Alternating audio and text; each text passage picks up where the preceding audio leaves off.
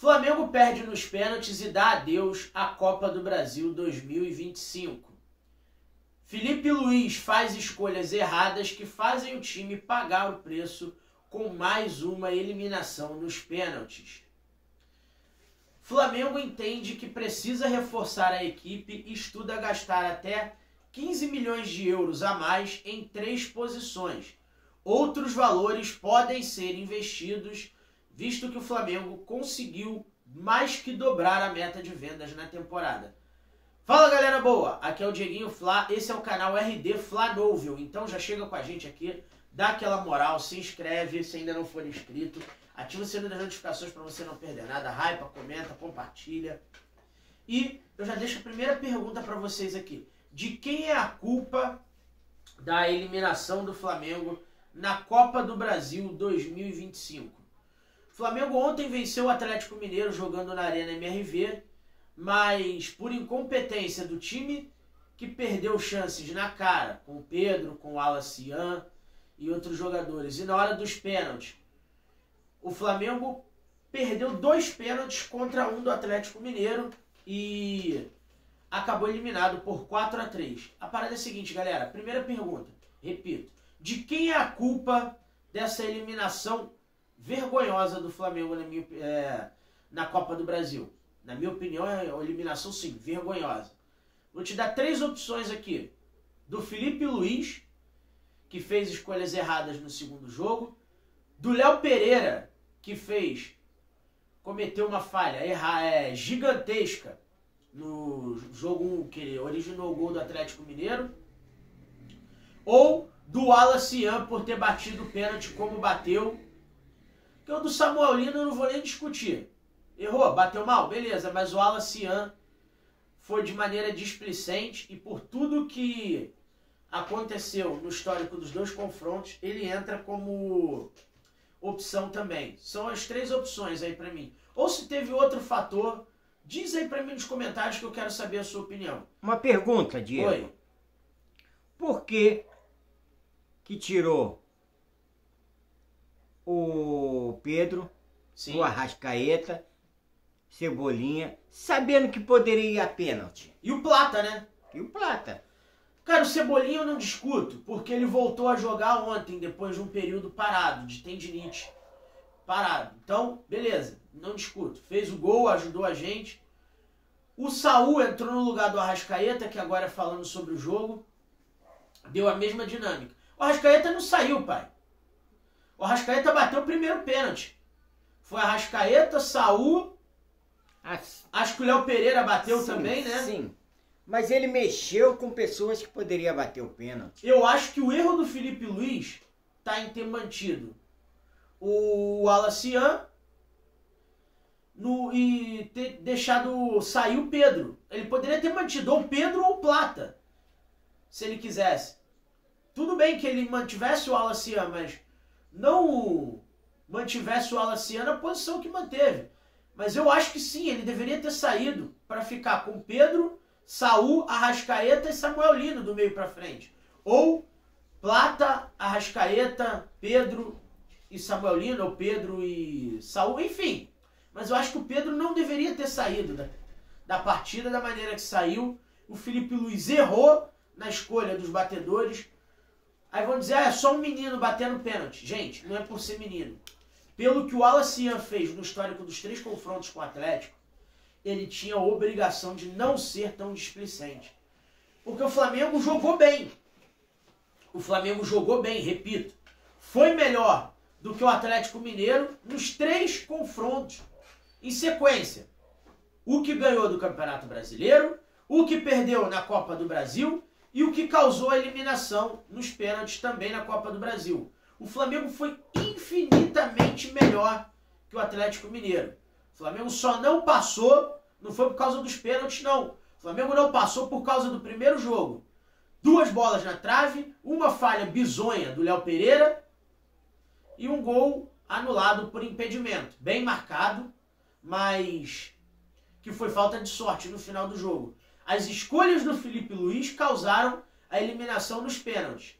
Mas o Flamengo não perdeu para o Atlético. O Flamengo perdeu para ele mesmo. O Flamengo perdeu para as escolhas individuais. Outra pergunta. Luiz, não, ainda não. Do Felipe Luiz e do Léo Pereira no sistema de zaga. Agora faz a pergunta. Por que agora se escolhe torneio? Antigamente, Flamengo era obrigação ganhar todos, jogava para ganhar. É isso que eu vou falar agora nesse tópico. Porque o Felipe Luiz eu coloco como culpado não só pela eliminação, mas por ecoar o discurso da diretoria de se escolher torneios, o discurso da diretoria de não respeitar o torcedor, porque foi uma vergonha, foi falta de respeito e falta de caráter do seu Felipe Luiz, quando perguntaram das pressões, dele falar que não houve as cobranças das redes sociais. O Luiz Eduardo Batista, o BAP, hoje presidente do Flamengo, em 2013, falou que não houve cobrança de torcedores que não são sócios torcedores, porque quem não paga ao Flamengo não tem direito de cobrar nada. Felipe Luiz, presta atenção aqui, meu filho. Você não tem moral, nem o direito de falar do torcedor do Flamengo, que cobra via rede social, que cobra na rua. Você não tem moral para falar do torcedor rubro-negro que vai ao estádio, que só aceita a cobrança do torcedor que vai ao estádio, porque você está sendo hipócrita. Vou te dizer por quê. Você nasceu em Santa Catarina e você é torcedor rubro-negro. Então, se você não escuta o torcedor que cobra fora dos estádios, em rede social, na rua ou em qualquer lugar, você não pode falar desse torcedor. Porque se você não os escuta, você também não se escuta. Hoje você é técnico. Ontem você foi jogador. Mas no passado você também era torcedor do Flamengo e de fora do Rio de Janeiro. Então, trate, junto a José Boto, junto a Luiz Eduardo Batista, o BAP, tratem o torcedor rubro-negro, aquele que não pode pagar o ingresso caro, mas que contribui com o clube de uma forma ou de outra, trate com o devido respeito. Porque o que você falou foi simplesmente desrespeitoso com a sua história dentro do Flamengo, com a sua história como torcedor e com a história dos mais de 50 milhões de rubro-negros espalhados pelo mundo. Então, não vou fazer muita análise técnica e tática dessa eliminação da Copa do Brasil. O Flamengo deixa de arrecadar valores astronômicos por premiação, cai para um time inferior de uma competição fácil. Palmeiras ontem foi eliminado pelo Corinthians, o Atlético Mineiro é inferior ao Flamengo, outros clubes que estão passando são inferiores. Você vê o Atlético Paranaense está na Série B, passou pelo São Paulo nos pênaltis. O Fluminense está na Série A, mas está do meio para trás na tabela, está lá embaixo. Eliminou o Internacional, que a gente vai jogar com eles na Libertadores agora, 2 confrontos pelas oitavas. O Cruzeiro pode ser heptacampeão da Copa do Brasil. O Cruzeiro joga com o CRB hoje, quinta-feira. O Vasco joga com o CSA. 2 times claramente inferiores ao Flamengo. O Cruzeiro, para mim, se torna o principal favorito a ampliar a vantagem como o maior vencedor da Copa do Brasil, para 7 títulos. Quando o Flamengo poderia tranquilamente chegar na final, ou desbancar o Cruzeiro antes da fase final, né? E chegar a conquistar pela 6ª vez o torneio.